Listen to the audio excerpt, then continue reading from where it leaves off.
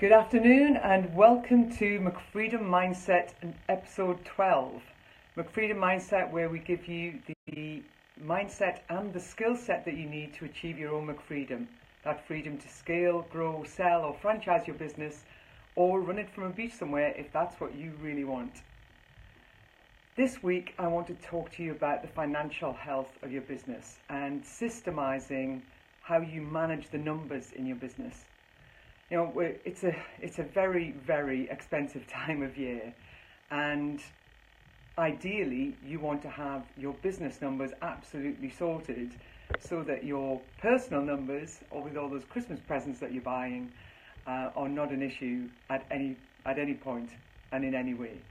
So, okay, maybe it's a bit late for this year's health, but how about getting a system set up for next year?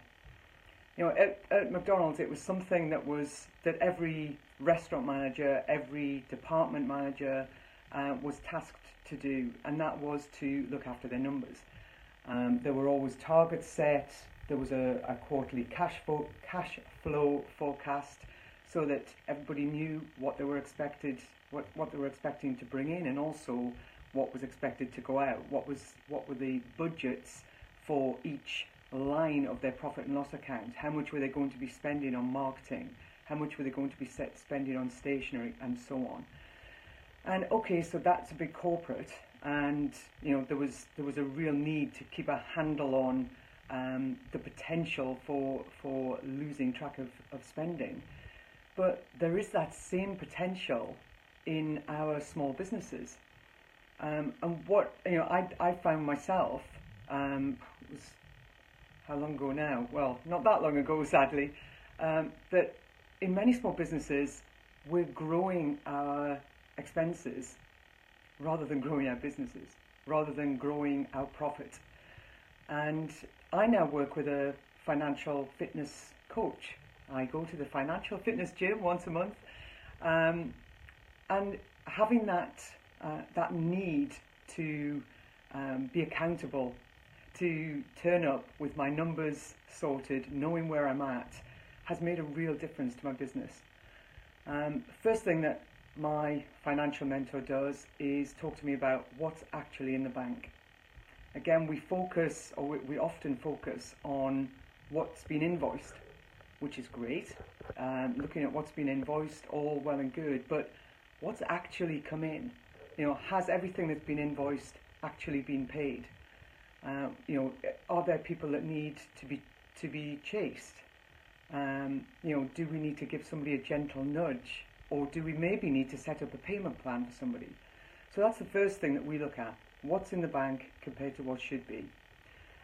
After that, what we do is work on profit first principles. Now, you may well have come across the idea of profit first, but just in case you haven't, profit first turns sort of those general accountancy practices on their head a little bit, in as much as, in accountancy it is revenue minus expenses equals profit, basically.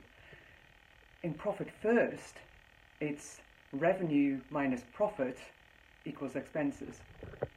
And what profit first asks you to do is to take your revenue and the first thing Profit First tells you to do is take your revenue and then pay your profit.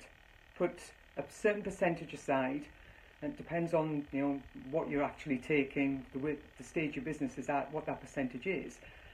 But Profit First is take your revenue, take away your profit.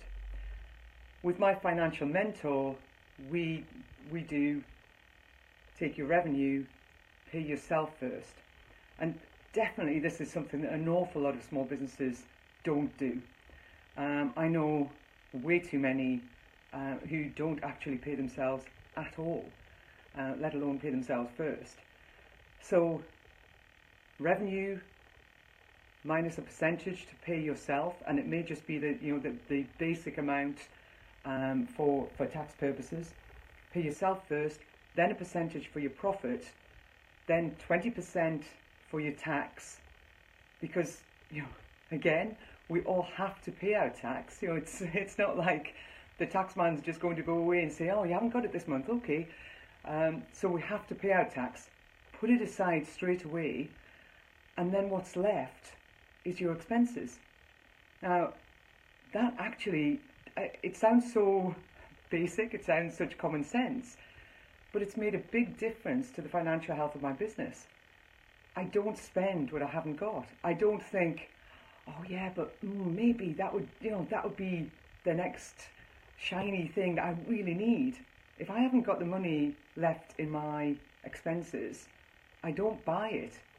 In my personal life, I've always actually been very good at not spending money I haven't got. I don't put an awful lot of money on credit, an awful lot of things on credit.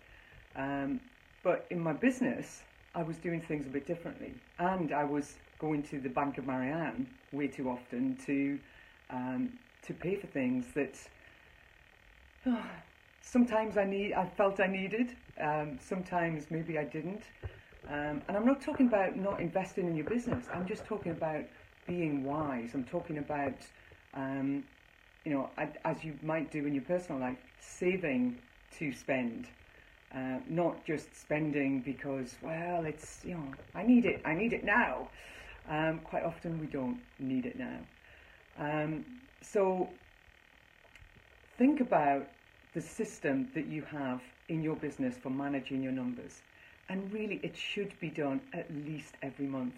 You don't want to do it every day because, to be honest, it would be a waste of time and things move around so much over the course of a month. But absolutely every month, knowing where you're going and having a cash flow forecast, ideally, that looks at a rolling 12 months. So you know where you're at, you know where the little troughs are going to be. Is anybody going to be spending money over the Christmas period? Depending on your business, obviously if you're in retail, hey, you're onto a winner there. But maybe you're not. Maybe you're in a coaching business and you know that everybody is, they've switched off, they're focused on getting everything finished in their business before they go into the festive shutdown. So, maybe July and August are really lean times for you. Maybe your absolute peak is February, March, April, and you know that there are going to be those peaks and troughs. So, financial system. Think about profit first. Set up 5 different bank accounts, and depending on the bank that you're with, that should be free. I bank with Metro Bank and it was absolutely free. Thank you, Metro. One for your revenue coming in, one for your pay for yourself, owner's pay, one for your profit, one for your tax, and one for your expenses. I can't tell you how much better I feel about my finances just knowing that I have money aside for the tax. I can see my little owner's pay profit pot growing. I can see my profit pot growing, and my expenses pot is there for expenses that I need to spend. Get yourself a system. Get yourself somebody to be accountable to. My mentor, my financial mentor, is very scary. And when I see her every month, I know that if I've not done what I'm meant to be doing, I'm going to be in trouble. And it just that little extra bit of accountability just makes a big difference. So that's it for McFreedom Mindset episode 12. Your financial system, so important, especially coming up to this Christmas time. I will pop back in before Christmas to wish you all a Merry Christmas. In the meantime, have a great week. Don't let the hustle and bustle of this time of year get on top of you. Okay, so till then, to your McFreedom. Bye.